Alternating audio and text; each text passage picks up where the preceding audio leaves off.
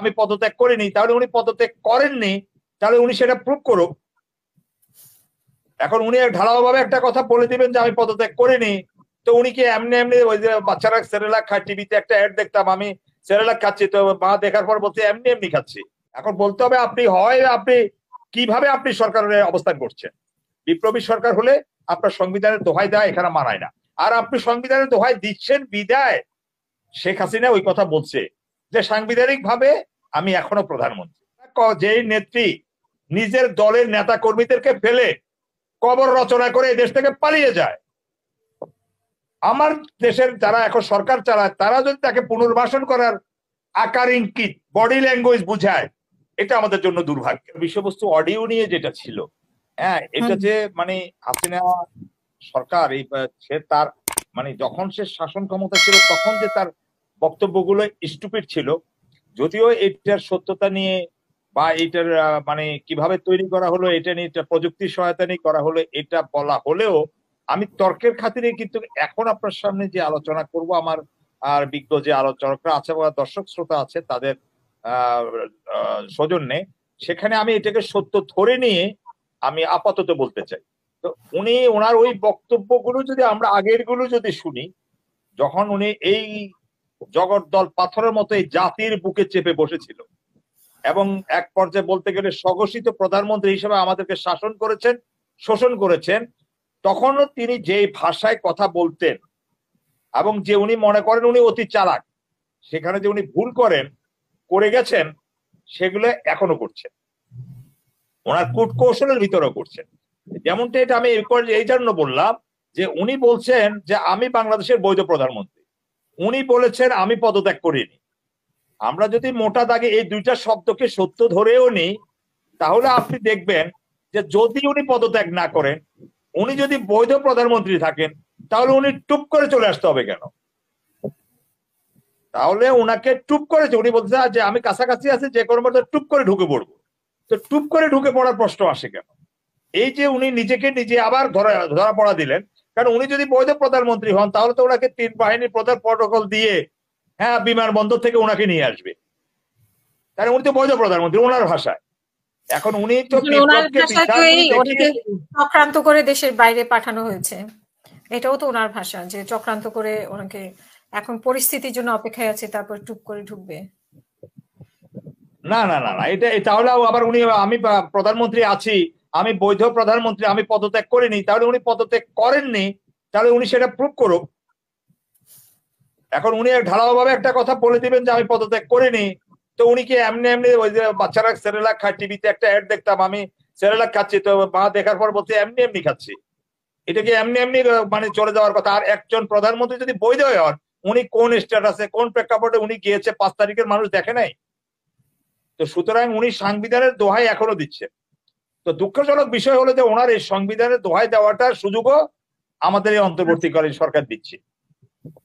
দুঃখটা হলো ওই জায়গায় যে হাসিনা যে মানে এটা দিচ্ছেন, দোহাই দিচ্ছেন যে আমি সাংবিধানিক ভাবে পদত্যাগ করিনি, রাষ্ট্রপতির কাছে যাইনি, সাংবিধানিক ভাবে মানে সংসদ বিলুপ্ত হয়নি, কিন্তু এইটা কিন্তু ওনারাও আবার অ্যাড্রেস করছেন। কিভাবে করছেন? যেমন ওনারা যদি সংবিধান মানেন, ওনাদেরকে যদি এখন বলা হয় শেখ মুজিবের ছবি মাথার উপরে রাখেন কেন, কয়েকজন উপদেষ্টার মাথার উপরে এখনো দেখি, তো ওনারা বলে এটা তো সংবিধানে আছে। তাহলে তো সংবিধানে তো আবার অন্তর্বর্তীকালীন সরকারে নাই। অন্তর্বর্তীকালীন সরকার বলেন আর তত্ত্বাবধায়ক সরকার বলেন, এই দুইটা জিনিসটা সংবিধানে নেই। তাহলে আপনি তাহলে সরকারে কিভাবে আছেন? আবার আপনি যদি বলেন যে আমি ওই সংবিধানকে মানি, তাহলে আপনারটা অবৈধ, আপনি অন্তর্বর্তীকালীন সরকার অবৈধ। আবার আপনি যদি বলেন যে আমি বৈধ, তাহলে শেখ মুজিবের ছবি রাখাটা অবৈধ। এই যে মানে আপনাকে বিষয়গুলোকে তারা নিজেরাই তালগোল পাকাই দিচ্ছে, যার কারণে আজকে আমাদের মনে অনেকগুলো সংশয় তৈরি হচ্ছে। আরেকটা জিনিস আমরা যেটা বলি, পৃথিবীর ইতিহাস আমাদের বিজ্ঞ মানে আমার তাসাসপি ভাই, উনি প্রচন্ড ভাবে ইতিহাসবিদ হাসনাত ভাই আছেন, আমরা হয়তো এই প্রজন্মের ইয়েরা ফারুক হাসান সাহেবকা আরো আছেন, পড়াশোনা করেন, জানেন। আমার কথা হলো বিপ্লব এবং সংবিধান, বিপ্লব এবং সংবিধান দুটি একসাথে চলে না। বিপ্লব হলে সংবিধান হবে না, সংবিধান থাকলে বিপ্লব হবে না। আপনি এখন সাংবিধানিক ভাবে যদি বলেন যে আমাদের কোন রাজনৈতিক দল নিষিদ্ধ করার স্কোপ নাই, তাহলে তো আমি বললাম, আপনি তাহলে নিজেকে বলেন, এই সংবিধান যদি আমরা মানি, এই সংবিধানে তো তত্ত্বাবধায়ক সরকার এবং অন্তর্বর্তীকালীন সরকার অথবা অনির্বাচিত কোন সরকার আসার পথ এই হাসিনা সরকারই বন্ধ করে দিয়েছে, সংসদে নিয়ে এনে, এবং তাদের সর্বোচ্চ শাস্তি মৃত্যুদণ্ড রেখেছে। তাহলে আপনি যদি মনে করেন যে তাহলে আপনি নিজে নিজে এখন মৃত্যুদণ্ডের আসামি হয়ে আপনি আমাদেরকে শাসন করছেন, এই জাতিকে শাসন করছেন। তাহলে আপনার অবস্থানও পরিষ্কার না। এখন বলতে হবে আপনি কিভাবে আপনি সরকারের অবস্থান করছেন। বিপ্লবী সরকার হলে আপনার সংবিধানের দোহাই দেওয়া এখানে মানায় না। আর আপনি সংবিধানের দোহাই দিচ্ছেন বিদায় শেখ হাসিনা ওই কথা বলছে যে সাংবিধানিক ভাবে আমি এখনো প্রধানমন্ত্রী। তাহলে সুযোগটা তো তাকে দেওয়া হচ্ছে। এবং আপনি যদি মনে করেন যে যেটা ফারুক হাসান সাহেব বলার চেষ্টা করলো, যে একটা রাজনৈতিক দলের যে চরিত্র বা শিষ্টাচার থাকে, সেই শিষ্টাচার গুলো একটা ন্যূনতম নর্মস যেগুলো থাকে, প্যারামিটার যেগুলো থাকে, এই প্যারামিটারে কি আওয়ামী লীগের রাজনীতিটা পড়ে? তাহলে আওয়ামী লীগকে কিভাবে, কোন কারণে, কোন ক্ষমতা বলে রাজনৈতিক দল এবং তাদেরকে ওই স্পেস দেওয়ার কথা আসে, বা তারা কোন সময় কোন বনে কোন বাঘ মেরেছে? ওই যে 47-এর কথা, 52-এর ভাষা আন্দোলনের কথা, 69-এর আন্দোলনের কথা, সেই বাঘ মারা দিয়ে তো আমার 15ই আগস্টের বিপ্লবকে ব্যর্থ হতে দেওয়া যাবে না।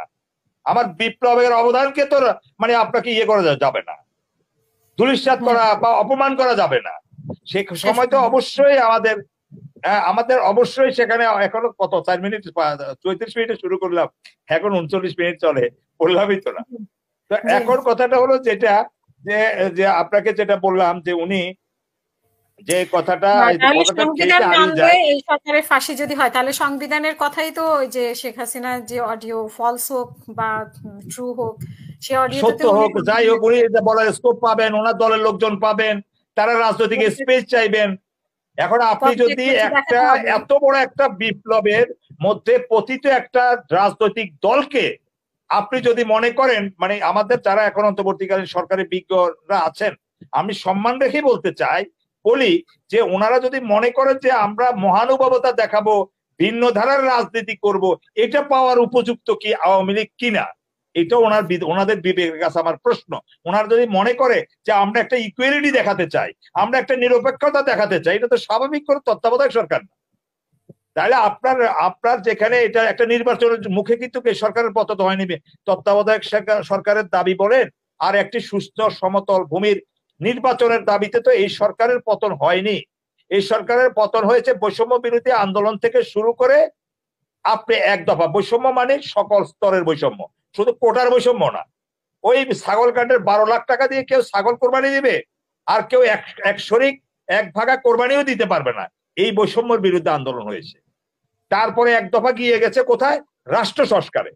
তাহলে এই যে রাষ্ট্র সংস্কারের কথাতে যাওয়াতে এই দাবির প্রেক্ষিতে হাসিনা দেশ ছেড়ে পালাতে বাধ্য হয়েছে। এখন আপনি যদি তাকে ডেকে এনে তাকে নিয়ে তাকে ছাড়া নির্বাচন করা যাবে না, বা আপনি যদি আড়ালে আবডালে এটা বুঝাতে চান বা জাতিকে এটা খাওয়াতে চান, আমাদেরকে বোঝাতে চান, এটা তো আমরা সহজভাবে নেওয়া হবে বা আমরা নিতে পারবো এই লোডটা, বা জাতি এই লোডটা নিতে পারবো, বা এটা আপনাদের কাছে প্রত্যাশা করে না। কারণ আপনি যত আধুনিক রাজনীতি আমাদের প্রফেসর ইউনূস সাহেবের নেতৃত্বে যারা আছে দেখাতে চান, আমার কাছে মনে হয় যে ওনার একটা স্মার্টনেস, যে আমরা সবাইকে নিয়ে একটা ইনক্লুসিভ পলিটিক্স বা এনভায়রনমেন্ট, আমি ভোটের কথা পরেই গেলাম, যে আমরা এটা দেখাতে চাই। এটা আওয়ামী লীগ এটার উপযুক্ত না। আওয়ামী লীগ একটা বেহায়া দল, একটা সন্ত্রাসী দল, একটা খুনির দল, গণহত্যার দল। তাদের বেলায় এটা কখনোই প্রযোজ্য হতে পারে না। এটা তাদের যোগ্যতা, তারা যেখানে আওয়ামী লীগ নিজে, এটা আমি একটু শেষ লাইনে এটা বলি, শেষ বাক্যে, যে আওয়ামী লীগ নিজে যার কবর রচনা করলো, আপনারা তো মায়া কেন না কেন, আমি তো ব্যাপারটা বুঝলাম না। তারা যেই নেত্রী নিজের দলের নেতা কর্মীদেরকে ফেলে কবর রচনা করে এই দেশ থেকে পালিয়ে যায়, আমার দেশের যারা এখন সরকার চালায়, তারা যদি তাকে পুনর্বাসন করার আকার ইঙ্গিত, বডি ল্যাঙ্গুয়েজ বুঝায়, এটা আমাদের জন্য দুর্ভাগ্য। আমার কথা, আমি নিজে তো তাদেরকে বিশ্বাস করে নাই। প্রথম দিনে তো সজীব জয় বলেছে, আমরা আর রাজনীতিতে আমার মা ফিরবে না, আমরা তো ওই জায়গাটাই থাকতে চাই। পরে কি বলেছে, কেন বলেছে, কার কথায় বলেছে, কার ইন্ধনে বলেছে, সেগুলো অনেক প্রশ্ন থেকে যায়। সেখানে ভারতও থাকতে পারে, আমাদের যারা আছেন দেশের ভিতরে তাদেরও ইন্ধন থাকতে পারে, যার কারণে 24 ঘন্টা বা 48 ঘন্টা পর মানে তার ছেলে আবার সুইং করে বলল আমরা নীরব থাকতে পারি না, উনি সরব হয়ে উঠলেন। তারপরে সকাল বিকাল তো তার অনেক চেহারা আমরা দেখলাম। কিন্তু আমার কথা হলো, একটা জায়গায় আমাদের নিয়তটাকে সহি করে দিতে হবে এই সরকারকে, যে আমরা হয় বিপ্লবী সরকার, আমরা এই সংবিধানের আলোকে, এই সংবিধান যদি ওনারা মেনে যদি কখনো বিদায় নেন, তাহলে আপনি কি মনে করেন যে এই সংবিধানের আলোকে ওনাদের এই কাজগুলো কখনো বৈধ হয়েছে? তাহলে এই যে এখনো ওনাদেরকে প্রশ্ন করলে ওনারা বলে সংবিধানে তো ওই যে জাতির পিতা কথাটা লিখে গেছে, তাহলে ভাই সংবিধানে তো অন্তর্বর্তীকালীন সরকারের কথাও নাই। তাহলে ওই যে আমি শেষ বাক্য আবার মনে করিয়ে দিই, যে আপনি যদি সংবিধান মেনে শেখ মুজিবের ছবিকে মাথার উপরে রাখেন, তাহলে আপনার বর্তমান সরকার যারা পরিচালনা করছেন তারা অবৈধ। আর তারা যদি বলেন আমরা বৈধ, তাহলে শেখ মুজিবুর রহমানের ছবি সেখানে রাখা এবং সংবিধান দুইটাই অবৈধ, দুইটাই অবৈধ। হ্যাঁ, এখন তাহলে রাষ্ট্র কিভাবে চলবে? রাষ্ট্র চলবে জনগণের বিপ্লবের যে প্রয়োজনে সংবিধান। আমরা যেটা সব সময় বলে আসছি যে সংবিধানের প্রয়োজনে জনগণ নয়, জনগণের প্রয়োজনের সংবিধান। সুতরাং এখন যা তারা কর্মকাণ্ড জনগণের স্বার্থে দিবে, বিপ্লবে যারা প্রাণ দিয়েছেন, আত্মাহুতি দিয়েছেন, তাদের প্রতি সম্মান রেখে তারা নিবেন, তারা কাজ করবেন। প্রতিটাই আমরা মনে করি এটা আগামী দিনের নতুন সংবিধানে বা সংস্কার হলেও সংবিধানে সেটা অন্তর্ভুক্তি হবে।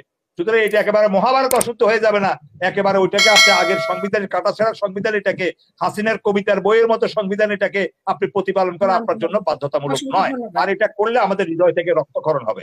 ধন্যবাদ আপনাকে।